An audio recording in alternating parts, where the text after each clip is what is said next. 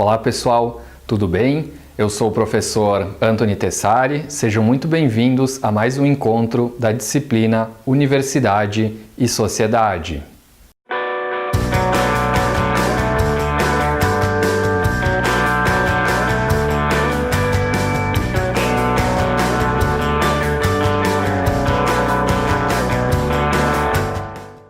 No encontro de hoje, iniciaremos o estudo sobre os mundos do trabalho. Trabalhar com este conceito significa dar ênfase às experiências humanas ou à experiência dos trabalhadores, que são sujeitos sociais, na história. Dessa forma, trataremos do tema para além de uma visão meramente economicista, que está apenas preocupada com os resultados do trabalho ou das atividades produtivas, com os produtos, as mercadorias, os índices estatísticos, enfim. Em outras palavras, estudar os mundos do trabalho significa estudar a história dos trabalhadores. Para abordar o tema, trabalharei aqui com um estudo de caso da nossa região, da Serra Gaúcha. Abordarei resultados da minha própria pesquisa sobre o assunto. Como comentei no vídeo de apresentação, eu realizei uma pesquisa sobre os operários da indústria de Caxias do Sul, utilizando como fonte fotografias que retratam os trabalhadores de uma antiga empresa, fábrica do ramo metalúrgico, a antiga metalúrgica Abramo Eberle. Considero o caso da Eberle bastante significativo para abordarmos o tema, pois a Eberle, na primeira metade do século passado, do século XX, reuniu o maior número de operários da indústria na nossa cidade e na nossa região. Na década de 20, para citar um exemplo, a empresa chegou a empregar 25% da mão de obra operária de Caxias do Sul, que era composta naquele período por aproximadamente 1.200 trabalhadores. Para problematizar o tema da aula, eu vou trazer aqui algumas imagens. E, para não perder nenhum elemento importante, eu fiz uma narração para cada imagem, destacando alguns detalhes e fazendo observações sobre a história dos trabalhadores e a história da industrialização na nossa região. Esta é uma fotografia produzida no ano de 1907. No primeiro plano da imagem, nós podemos observar alguns jovens e crianças manipulando ferramentas e artigos de montaria que eram produzidos pela fábrica naquele período. Logo atrás, vemos um grande número de trabalhadores adultos, sendo homens mais à direita e quase todas as mulheres à esquerda. Ainda é possível ver outras crianças e jovens bem ao fundo da cena. Algumas questões são importantes de se pontuar. Primeiro, a questão dos jovens e crianças. Estes eram os aprendizes da fábrica, que eram empregados mediante um contrato com o dono do estabelecimento, o industrialista ou empresário, se quisermos usar uma linguagem mais atual. Há registros de aprendizes que foram empregados a partir dos 8 anos de idade, para o caso dos meninos, e 13 anos para o caso das meninas. Os contratos firmados com o responsável pelo aprendiz, que em alguns casos eram órfãos de pai, mostram como se dava a relação entre operários e patrões naquele início de século e como se estabelecia uma relação paternalista. O trecho de um contrato dizia: "Eu, Abramo Eberle, declaro que aceito em minha oficina de funileiro o filho de Sérgia Lucchesi, Eugênio Lucchesi, obrigando-me a ensinar a arte de funileiro, sendo, porém, o aprendiz obrigado a ficar 3 anos a contar da data deste contrato na minha oficina, e sendo eu obrigado a dar de comer e dormir ao dito aprendiz. O aprendiz tem a obrigação de obedecer às ordens do patrão e a respeitá-lo como se fosse seu pai durante todo o tempo da aprendizagem." Em outro contrato de trabalho, podemos ler: "O aprendiz é obrigado a fazer o que o patrão mandar. obedecer-lhe em tudo. Se durante o tempo de aprendizagem o aprendiz não quiser se sujeitar ao patrão e estiver desobedecendo-lhe e tiver de ser despedido da oficina antes de terminar o tempo de contrato, será o pai obrigado a pagar o tempo que o aprendiz esteve na oficina aprendendo. Outra questão que chama atenção nessa fotografia são as condições de trabalho. Embora a imagem tenha sido feita em um ambiente externo, o que se justifica pela impossibilidade técnica de se fotografar um ambiente muito escuro, os operários encenam para o retrato algumas de suas atribuições. De forma geral, os aprendizes eram responsáveis pelo trabalho de limagem dos artigos produzidos pela fábrica, as mulheres tinham a atribuição de brunir ou polir os produtos e os homens se ocupavam de tarefas que exigiam maior esforço físico, como o corte ou a fundição das peças. Como era comum nesse período de gênese da indústria no Brasil, não se utilizavam equipamentos de segurança individual, havendo, como se observa na imagem, a manipulação das ferramentas e peças sem proteção, que certamente facilitava os acidentes. Esta segunda imagem é do interior da seção de cortação de chapas, datada de 1922. O que eu gostaria de chamar a atenção nessa imagem é novamente a presença dos trabalhadores aprendizes. São 9 nesta foto, havendo a presença de trabalhadores adultos ao fundo, que supervisionam o trabalho dos primeiros. A característica que destaco nesta foto é a disciplina que existia no interior da fábrica. Este elemento é visível pela própria organização para o trabalho que está encenada. Vejam que os corpos dos trabalhadores estão disciplinados em sua função, mas está presente também em um detalhe menos evidente. Ao centro da composição, em um zoom, podemos observar um quadro pendurado na parede que traz inscrita a palavra multas. A presença deste quadro indica a existência de um sistema de disciplina na fábrica, o que é confirmado pelo regulamento interno do mesmo período que determinava a conduta dos trabalhadores. Pelo regulamento, os operários eram proibidos, por exemplo, de cantar, assoviar ou conversar nas horas de trabalho. Os aprendizes eram proibidos de sair da fábrica ou da seção em que trabalhavam, sem antes pedirem licença ao seu contramestre. E, para o caso de falta ao trabalho sem aviso prévio, se sujeitavam a multa de R$2.000, que era a moeda da época,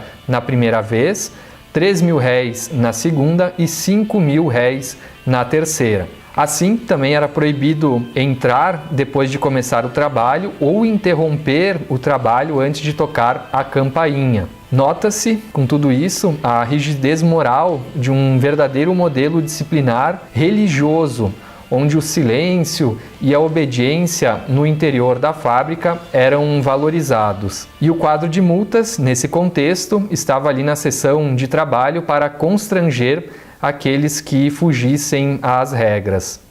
Nesta terceira imagem, ainda dou destaque para o trabalho dos aprendizes. Esta mostra a seção de cortação, tornos e máquinas automáticas da fábrica e é datada de 1925. Nos primeiros planos da imagem, podemos ver um ambiente de trabalho mais asseado. Após algumas viagens do proprietário do estabelecimento para a América do Norte e para a Europa, a fábrica investiu em construções de alvenaria, pois se entendia que o trabalho seria mais produtivo se realizado em um ambiente com maior salubridade, quer dizer, com melhor ventilação, iluminação, por exemplo. Inspirado no sistema taylorista, o qual veremos em outra aula, acreditava-se no trabalho racional, que deveria evitar qualquer desperdício na produção, principalmente desperdício de tempo. Assim, vemos a presença nos primeiros planos da imagem das máquinas automáticas, que eram movidas por geradores próprios da fábrica. Com as máquinas, a disciplina do corpo do trabalhador é muito maior. Ele passa a ser um operador e a máquina executa as atividades que exigiriam maior esforço físico. As máquinas aumentam a produção e substituem o trabalhador. Processo este que continua e se acentua cada vez mais até os dias de hoje. mas em que pese o objetivo de um trabalho racional, inspirado nas fábricas europeias, nesta imagem podemos observar resquícios de improviso.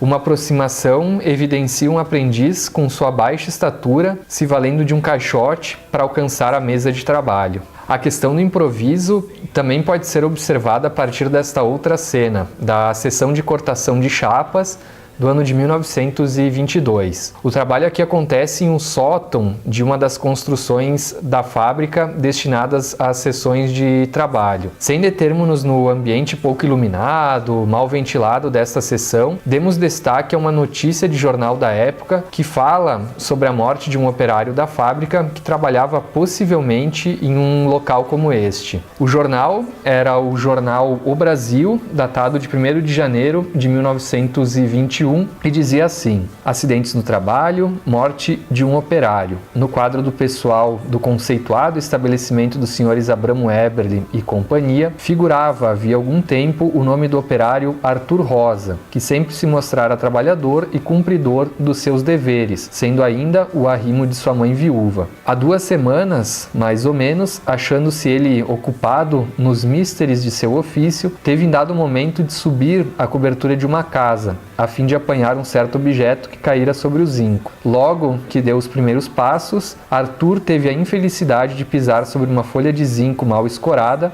a qual desabou e deu causa a que o desditoso operário caísse ao solo, de uma altura aproximada de 7 metros. Com a queda, recebeu ele várias escoriações e um ferimento grave no crânio, o qual lhe produziu a morte 5 dias depois. Para que vocês tenham uma ideia da fábrica na década de 1920, esta cena mostra as construções onde funcionavam as seções de trabalho. O local é a Rua Sinimbu, em Caxias do Sul, onde hoje está o antigo prédio da alvenaria da metalúrgica Abramo Eberle. Este prédio, hoje existente, foi construído na década de 1940 e no seu topo, na cobertura, traz a réplica de uma dessas construções da imagem, no caso, o casebre de um piso que está mais à direita. A foto aqui em questão registra o momento de entrada dos operários na fábrica, sendo feito por uma porta única para o controle das faltas e dos atrasos. Estas outras 2 imagens são da seção de fundição da fábrica de 1922. Voltamos a observar aqui as condições de trabalho no interior das seções. A seção de fundição ainda ocorria na década de 1920 em um ambiente insalubre.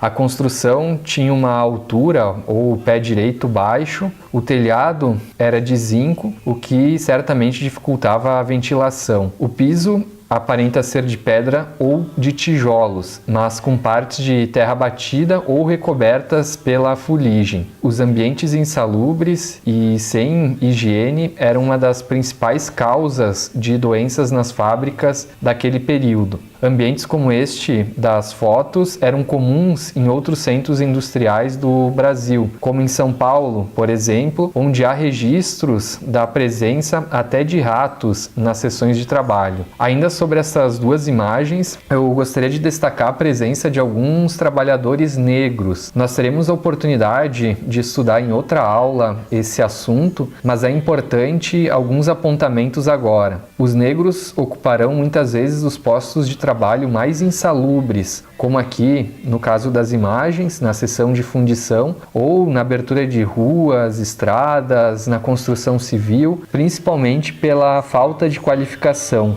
Os negros passaram por um processo de desigualdade que vem do período ainda da escravidão, encerrada oficialmente no Brasil no final do século XIX, lá em 1888, mas que tinha reflexos muito fortes naquela sociedade do início do século XX, que adotava o trabalho livre e assalariado. As condições recebidas pelos imigrantes europeus na nossa região, por exemplo, foram muito diferentes das recebidas pelos negros que eram descendentes de escravos. Nas próximas imagens, eu irei destacar o trabalho das mulheres, iniciando por essa imagem da década de 1920. Uma característica comum entre os retratos nos quais as mulheres estão representadas trabalhando é sempre a presença de um supervisor homem na cena. Nessa foto, para cada grupo de operárias, em cada uma das mesas de trabalho da seção de produção, um empregado do sexo masculino está presente